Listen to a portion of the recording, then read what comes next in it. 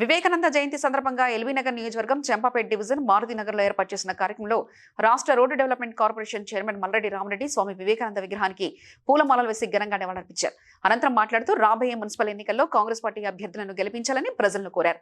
ఈ కార్యక్రమంలో మాజీ కార్పొరేటర్ రమణారెడ్డి, ముద్రబెన్న శ్రీనివాస్, డివిజన్ కాంగ్రెస్ అధ్యక్షులు Sripal Reddy, AMC director Ganesh Nayak, colony అధ్యక్షులు సుధాకర్ రెడ్డి, శ్రీధర్ రెడ్డి, కాంగ్రెస్ నాయకులు మరియు కాలనీ వాసులు పాల్గొన్నారు.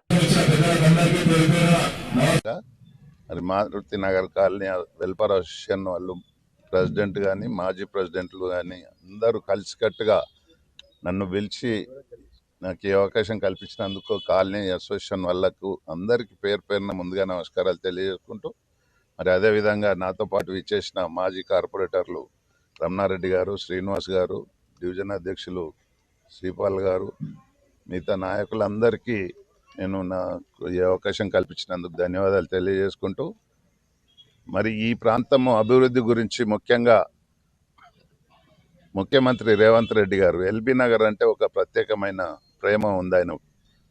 అందుకని మేము ఎన్ని డబ్బులు అడిగితే అన్ని డబ్బులు ఇచ్చి ఈ ప్రాంతం అభివృద్ధి చేయమని మమ్మల్ని ప్రోత్సహిస్తున్నందుకు ముఖ్యమంత్రి గారికి కూడా ధన్యవాదాలు తెలియజేసుకుంటున్నాం. మరి అదేవిధంగా ఎల్బీ నగర్లో ఈ 2 సంవత్సరాలలో దాదాపు 200 కోట్ల రూపాయలు అభివృద్ధి గురించి ఇవ్వడం జరిగింది. గతంలో మీరు ఒక్కసారి చూసినట్టయితే మున్సిపాలిటీలలో ఒక్క రూపాయి కూడా ఇవ్వకపోయేది. ఆ ప్రాజెక్టులని అవన్నీ 10 సంవత్సరాలు మున్సిపాలిటీలను కానీ లోకల్ బాడీస్ గ్రామ పంచాయతీలను కానీ నిర్వీర్యం చేసిరు గత ప్రభుత్వం.